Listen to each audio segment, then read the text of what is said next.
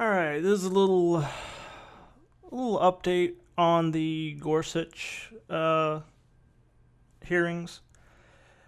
Honestly, this is an area like I know in general about Neil Gorsuch and some of his opinions or his rulings or in the past, but honestly,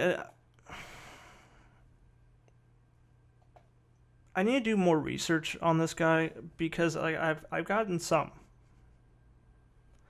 Like he was in favor uh of Citizens United. He's done, he was in favor of basically companies, if it's their religious, if it goes against their religious feels, not having to cover not having to offer insurance that covers birth control for women and various other things. And of course, there's been argument back and forth on what should be done with Neil Gorsuch as far as should the Democrats try to filibuster, should they just not just block everything and not let him in some cases, just if nothing else, just for payback because of Merrick Garland.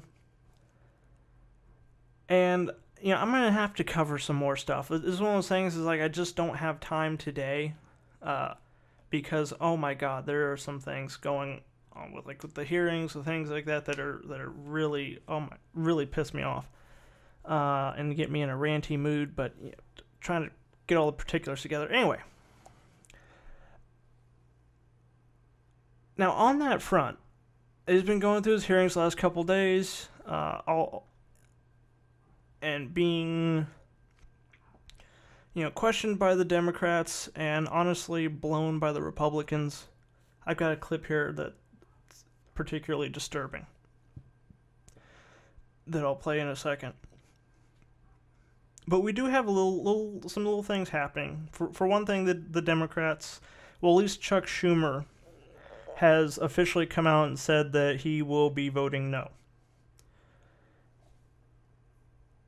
And that's good. That's nice to see that he might potentially be growing a spine. I don't know. But and as far as my opinion on it, I agree. Honestly, if nothing else, just due to payback. Because that's the thing.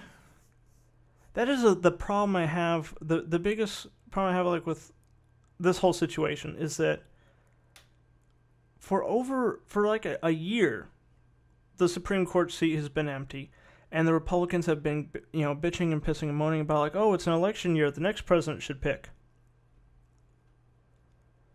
Let the American people weigh in and decide who should choose the next Supreme Justice of the Supreme Court. And for one, it's bullshit. I believe it is actually even on sketchy grounds as far as being whether or not it's even constitutional.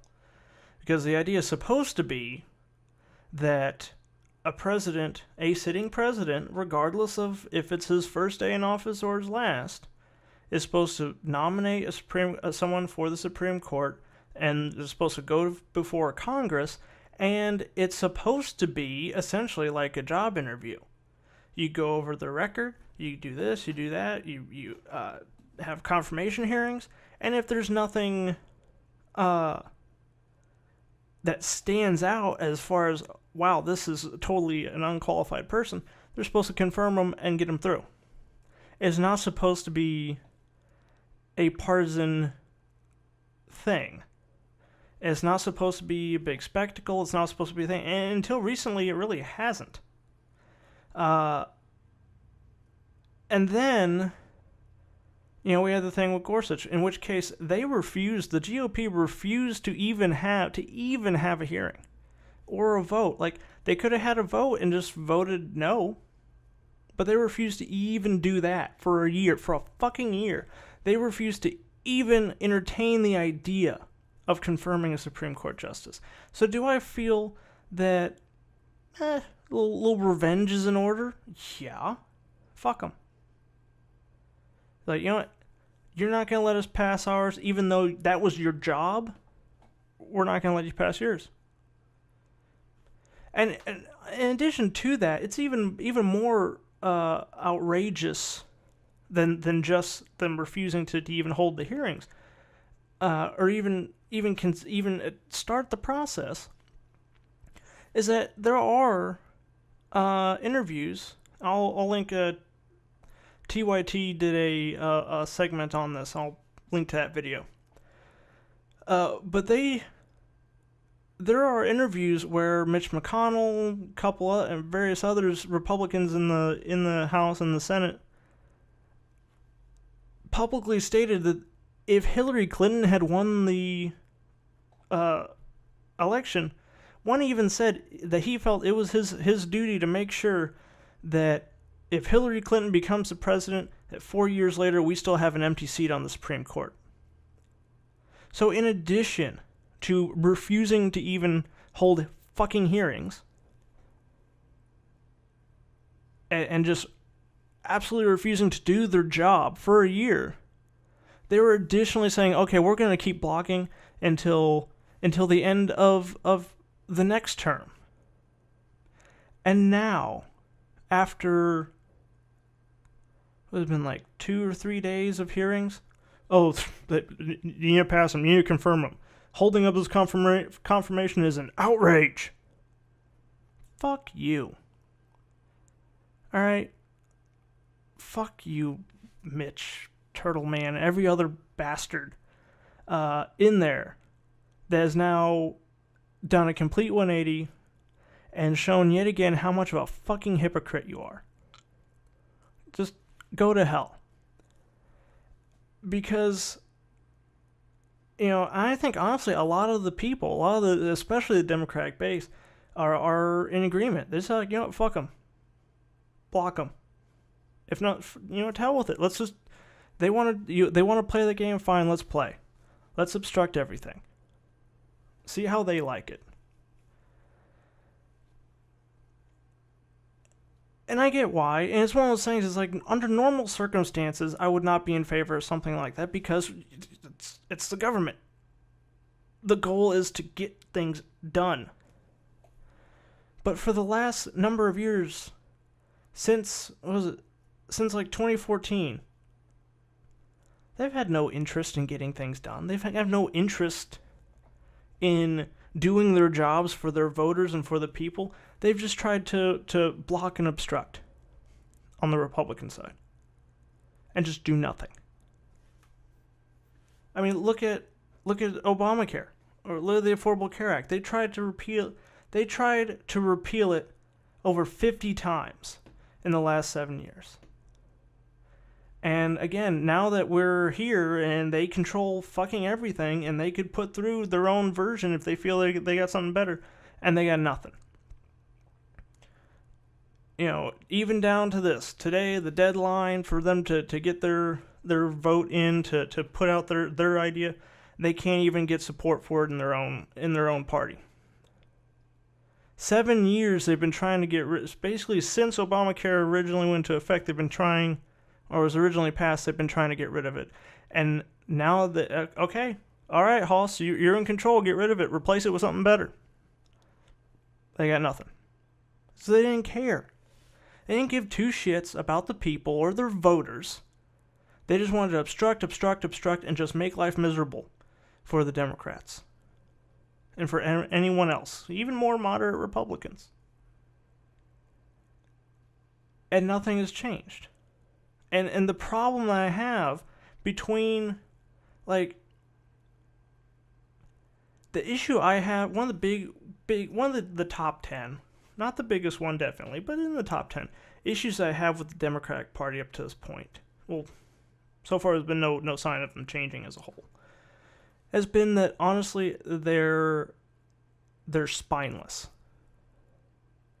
They have their positions normally are better, or at least not insane like the GOP's, but they are gutless. And they will not fight. They will not, like, I mean, I'm not saying go full on, like, go full retard like the GOP has, where, 4 or 5 months ago they're saying, oh, this is absolutely ridiculous to think we would even confirm a Supreme Court justice in an election year, and then now they're on every news, they're getting in front of every camera that'll let them and scream about how it's an outrage that the Democrats would even think of obstructing theirs. They don't need to go to that kind of extreme, because honestly, that's embarrassing. It's like, evidently they have no concept of shame. They just don't. Like, it doesn't even cross their mind. But still, for crying out loud, fight back. Will you actually be able to get things done? No. In a lot of cases, there's nothing for it. There's no way to win. But you could at least try. You can show a fucking effort. Like with Gorsuch.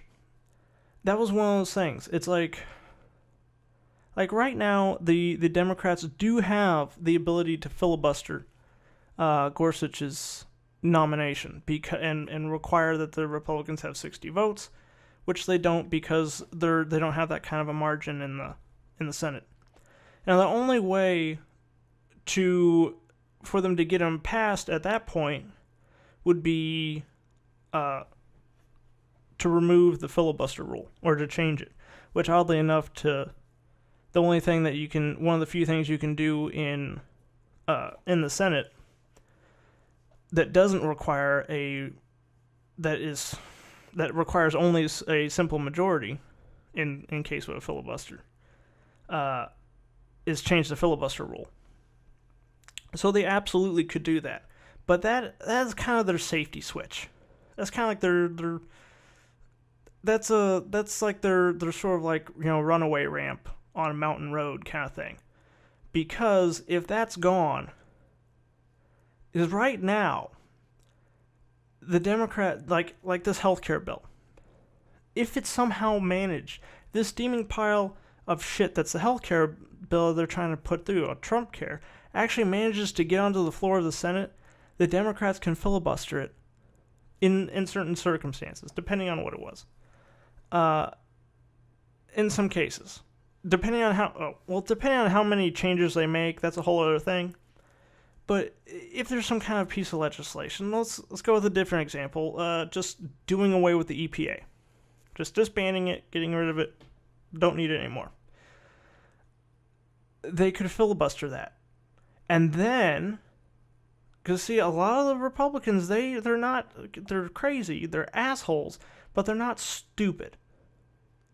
And they know that something like that is going to have very bad repercussions. So, if they choose to repeal it, basically it gives them a safety, it gives them a scapegoat by keeping the filibuster rule. So then, if it's something that they know is going to be bad, and it's going to hurt them politically when it actually happens, but it's part of their rhetoric, they can try to pass something, it can be filibustered, and then they can blame it on the Democrats. Oh, damn Democrats obstructing us all the time. And then they don't have to worry about it. So, how did I get on this subject? Okay, yeah, anyway, that's the one thing with that has been holding, that it's been a concern amongst Democrats that the Republicans would actually change that rule.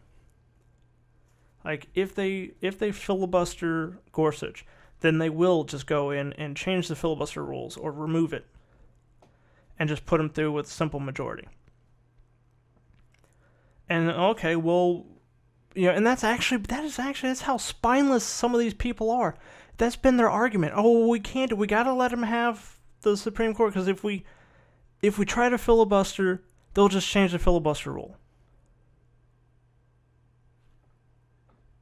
Then what's the point of having it? Again, it goes back to the argument of, like the friggin', Democrat name onlys. The Joe Manchins, the Heidi Heitkamps out there. It's like, oh, well, we have to let them be more conservative and let them slide because, well, they might lose their seat if they vote Democrat. But they're fucking Democrats. If they're not going to vote with their party, then what good are they? You don't need them. They're not going to be of any use. The only thing it does is give you a couple more people with D's next to their name in the Senate.